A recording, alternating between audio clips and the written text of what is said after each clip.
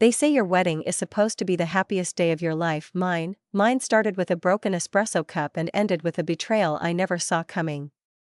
My name is Emma. I'm 31, an event planner in San Diego, and until recently, I thought I had everything. A thriving business. A man I adored. A sister I trusted with my life, but that's the thing about betrayal, it doesn't come from strangers. It comes from the people you'd never question. It was a Monday morning. I was making my usual oat milk latte before heading out to finalize my wedding venue walkthrough. The sun was shining, the to-do list was long, but I was calm.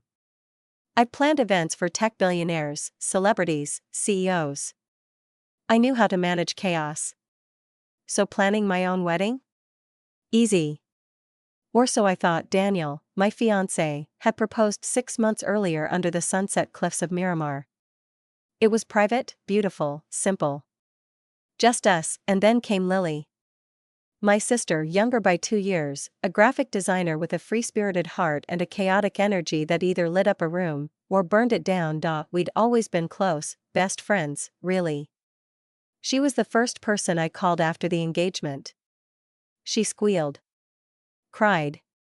Asked to help with everything. Let me be your co-planner, she said, and why wouldn't I let her? We were at a cafe, sorting through color swatches and linen samples. Lily had ideas. Lots of them, some a bit over the top, like black crystal chandeliers for a coastal ceremony, but I smiled. I knew how much she admired Daniel. He's perfect for you, she said once, almost wistfully. I thought nothing of it. We were sisters. We complement each other's partners. That's normal, right? Then the mishap started. First, the invitations. 3 clients turned friends texted me, "Hey, Em, did our invite get lost in the mail?" I checked my spreadsheet. Their names were there. Tracked. Labeled. Accounted for. I asked Lily, who'd offered to manage the mailing process. She shrugged. Weird. I definitely sent those out. Maybe the post office messed up? I didn't push it. Accidents happen. She even apologized, but then the florist canceled. Hi Emma, just confirming we won't be delivering arrangements for your wedding. Thanks for letting us know you've chosen a different vendor. I hadn't. The email they referenced didn't come from me. But I didn't want to accuse anyone, especially not my sister.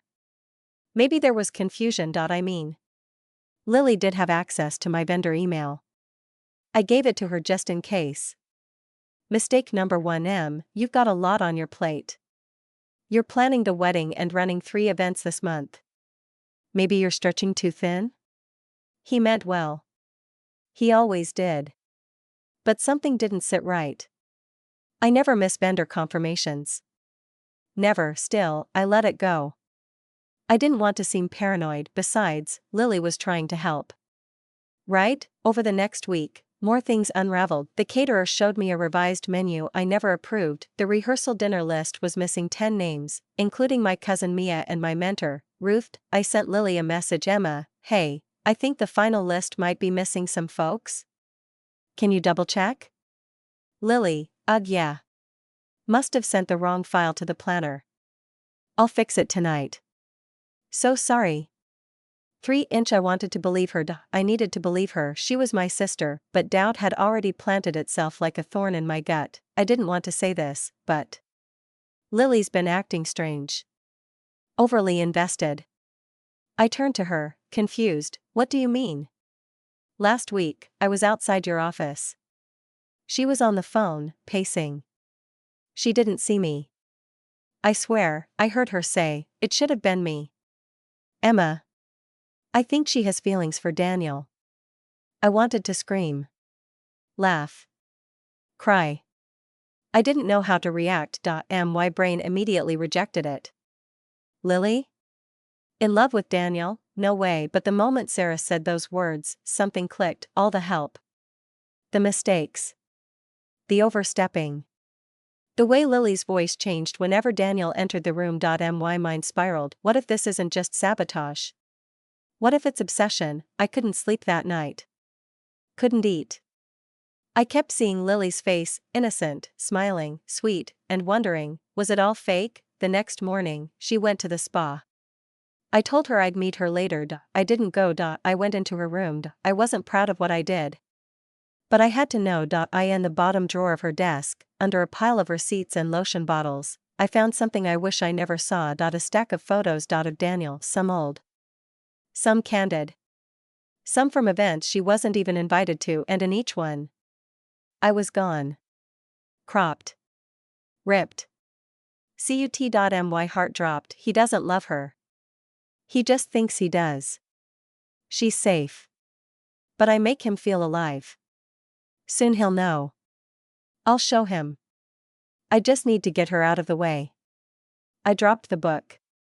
I couldn't breathe. My hands shook as I realized, this wasn't just jealousy, this was delusion. Lily didn't want to help me marry Daniel, she wanted to be me. To replace me, and if I didn't act fast, she might actually succeed. When you find proof, real, undeniable proof, that someone you love has been lying to you, it doesn't feel like triumph. It feels like your lungs suddenly forgot how to work. That's what it felt like, sitting on the floor of my sister's room, her journal in my lap, surrounded by photos of my fiancé. I kept hoping it was a joke, that it wasn't what it looked like, but every page I turned twisted the knife a little deeper. I knew I needed to confront her, but I wasn't ready for what she would say. I waited until the next morning. I wanted to scream, to throw the journal at her and ask her how she could do this to me, but instead, I planned my words like I was stepping into a battlefield, because I knew, if I misstepped, she'd twist it all. Pretend I was imagining things. She'd always been good at that, playing the victim. Turning guilt into sympathy, but this time, I was ready. Oh my God, you have to see this bachelorette idea I found. You're gonna die, sit down, Lily. What? Why so serious? I was in your room yesterday. Her smile dropped, her expression flickered. Just for a second. But it was enough. I found the photos. The journal. The fake emails to the florist. I know what you've been doing. You weren't supposed to see that. No denial. No apology, just cold acceptance. Why, Lily? Why would you do this to me? Because you always get everything. You're the pretty one. The organized one. Mom and Dad's favorite. You have the dream job. The perfect fiancé. You don't even know how lucky you are. Suddenly, moments from our childhood flooded in, her tantrums. Her need to outshine me. Her jealousy when I got my internship. When Daniel proposed, I thought it was sibling rivalry. I didn't realize it was resentment. You tried to ruin my wedding. You manipulated vendors. Lied to my friends. I stopped. I couldn't say it. I couldn't bring myself to say, you tried to steal my fiancé. You don't get it. He looks at me differently. I see it. I feel it. He just doesn't realize it yet. That was the moment I realized this wasn't a joke, this wasn't immaturity. Or stress, this was obsession. I left the house. I couldn't breathe. My mind raced. Had Daniel noticed? Had she said something to him? I called Sarah, she admitted it. She didn't even deny it, Sarah. She said she felt he was supposed to be with her. Oh my God. That's okay. We need to tell Daniel. And we did. I need to tell you something about Lily. I told him everything. The journal. The photos. The sabotage. I knew she had a crush. I thought it was harmless. She's been planning this for months, Daniel. And then, the worst thought hit me. What if he liked the attention? What if he didn't push her away hard enough? Did you ever encourage it? What? No. God, of course not. She flirted a few times. I thought ignoring it was enough. I didn't want to cause drama between you two. I should have told you. I'm sorry. I wanted to believe him. I needed to believe him, but trust doesn't survive on apologies alone. It needs proof. Over the next few days, I started going back through emails, calls, files. Every detail. Every vendor. What I found made me sick. Lily had impersonated me on multiple occasions. She forged my signature. Sent cancellations from an email address she created using my name. She was systematically tearing down my wedding from the inside out. She needs help. This isn't just sabotage. It's something deeper. I always thought her jealousy was just drama. I didn't think we should have seen this coming. We staged an intervention, not dramatic. Not loud. Just honest. So this is what it is now. Everyone against me? No. We're trying to help you. Because this isn't love, Lily. It's obsession. She didn't scream. She didn't cry, she just sat there. Cold. Silent, and then she left. That night, she texted me, "I hope you're happy. You've ruined everything." And then she disappeared for 3 days. The wedding was 2 weeks away. I didn't know if she'd show up. I didn't know if she'd try something else. All I knew was that the person I once loved like a best friend had become a stranger. But the story wasn't over, because what Lily didn't realize was that her game, her lies, had triggered something far more dangerous. An investigation, and what we found next, would change everything. When someone shatters your trust, you start seeing everything differently. A laugh sounds sharper. A silence feels loaded, and even the memories, the good ones, start to rot from the inside. After Lily disappeared, I didn't cry. I didn't scream. I got angry. I wasn't going to let her ruin everything I'd built, not my wedding, not my career, and definitely not my life. But I had no idea just how deep her lies went. I started by going through everything, every email thread, every vendor confirmation, every document Lily had ever touched in the past 6 months. What I found wasn't just sabotage. It was calculated destruction. One florist's email had been replied to from a different account, a fake address with my name spelled wrong, emma.m.wedding@gmail.com. Another caterer had been paid, and then refunded. The refund came from my business credit card. I never made that transaction. She had access to my passwords. I'd given her that when she offered to help. She created fake versions of contracts and forwarded them to vendors with intentionally wrong dates. She had even logged into my wedding website and deleted RSVP confirmations. Every single act was precise. Timed. Hidden just enough to look like human error, until you zoomed out, and when I did, I saw a web, every thread tied to one name: Lily. I need your help with something personal. Of course. What's going on? Margot was more than my assistant. She was loyal, smart, and sharp as hell. I trusted her. I told her everything. She didn't flinch. Let's pull everything. Contracts. Payments. Timestamps. Even IP addresses. That night, we built a timeline. Each lie. Each cancellation. Each manipulated message. Every path led back to one login point: Lily's apartment. Her IP.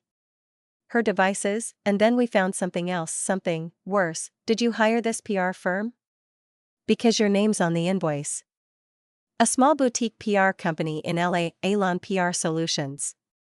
They had billed me for a reputation management campaign to discredit a former business associate. The associate, a woman named Tanya Fields, another planner in my network. Someone I had mentored. Someone I'd recommended for a major tech launch, until the client suddenly pulled out without explanation. Emma. What do you want?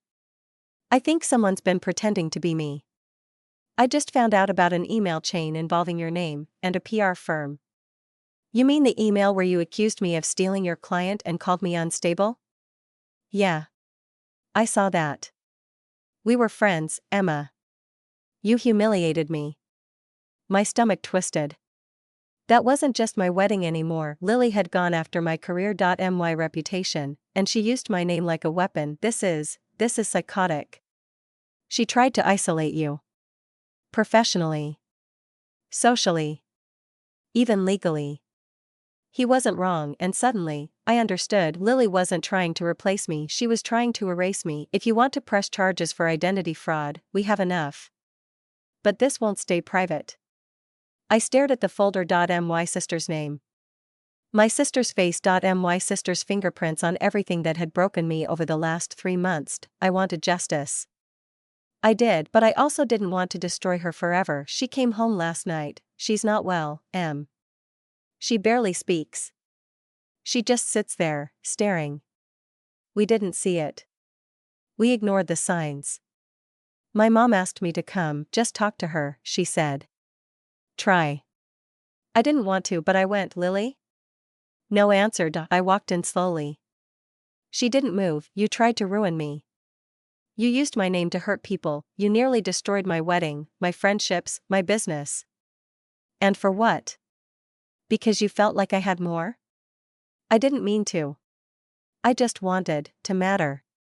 That hit me harder than I expected, because beneath the chaos, beneath the obsession, was someone who had been lost for a long time. I didn't forgive her, not yet, but I also didn't press charges. I had the evidence.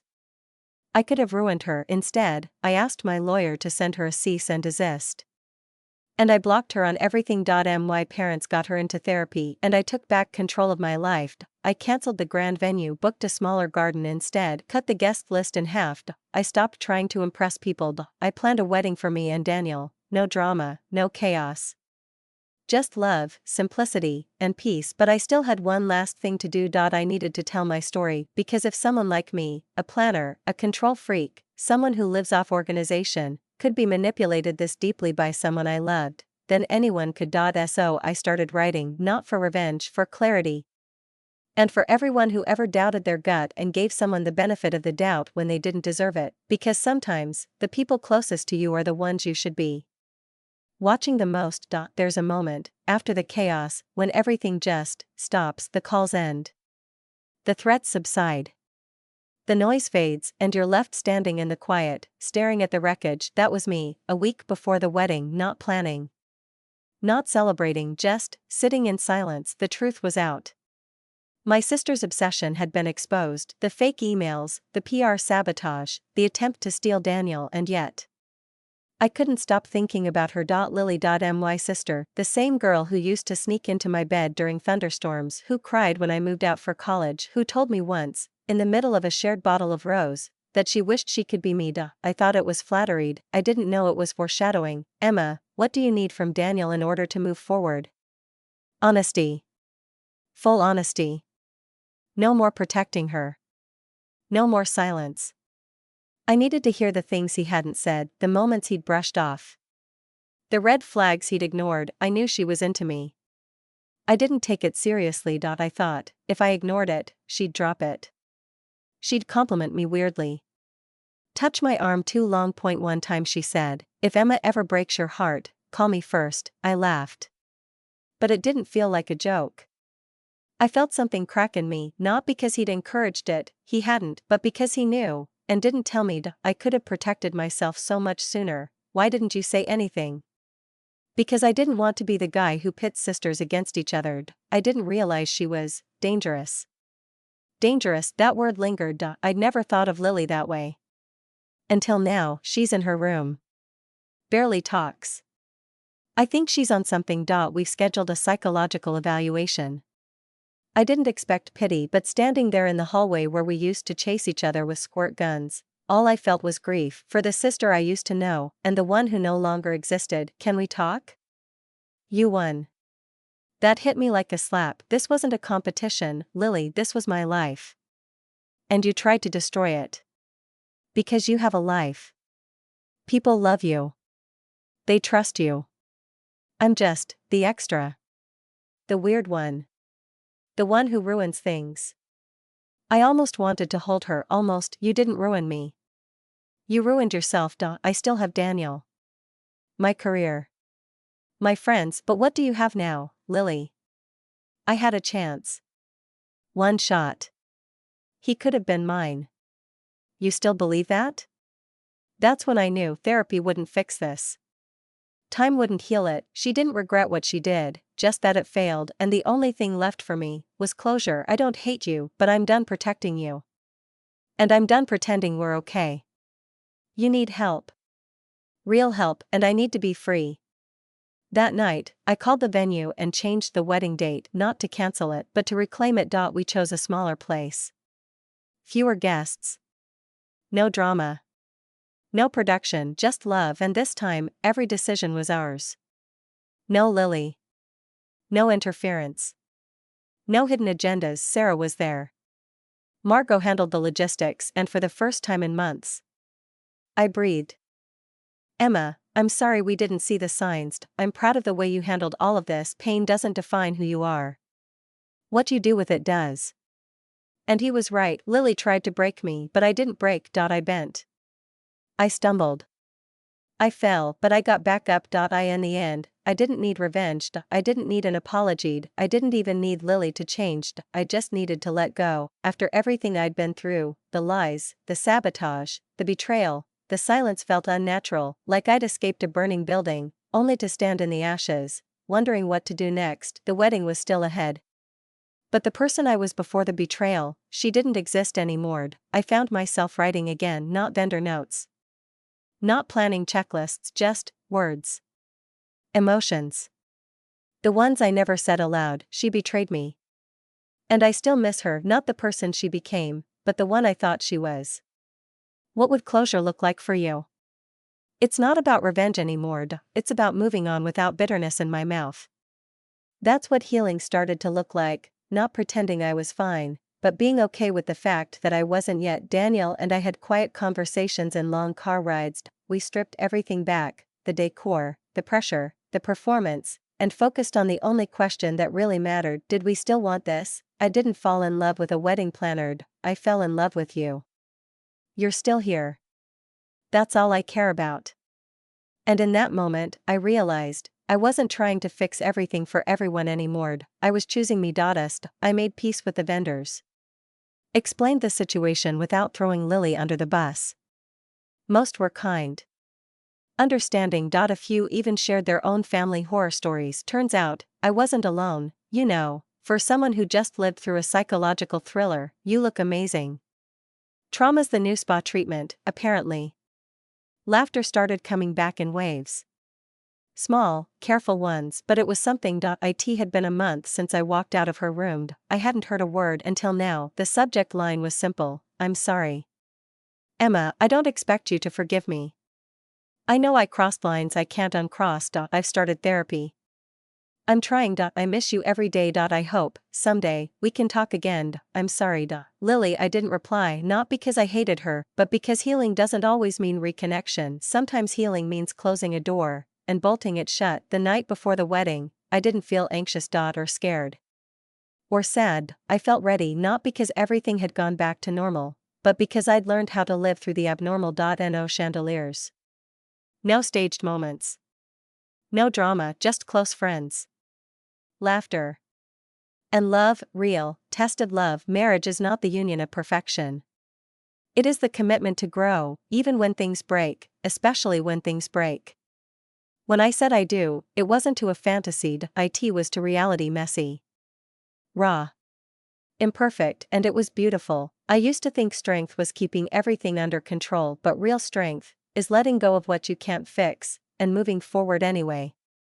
That speech wasn't just for my guests, it was for me. A reminder that I had survived something ugly and still found a way to stand in the light. Healing doesn't look like perfection, it looks like tiny moments of peace, stitched together by resilience, and for the first time in months, I felt whole again. Starting over isn't always dramatic. Sometimes it's as simple as waking up and realizing you don't feel afraid anymore. That was me. 1 week after the wedding. No chaos. No messages from Lily. No fires to put out, just quiet. I used to associate quiet with loneliness, but now it felt like clarity. After everything that happened, the sabotage, the confrontation, the healing, I had finally reached a place where I wasn't reacting anymore. I was choosing that version of my life, the over-glamorous, high-stress, Instagram-perfect wedding. It wasn't me. The day I married Daniel wasn't flashy. It didn't trend.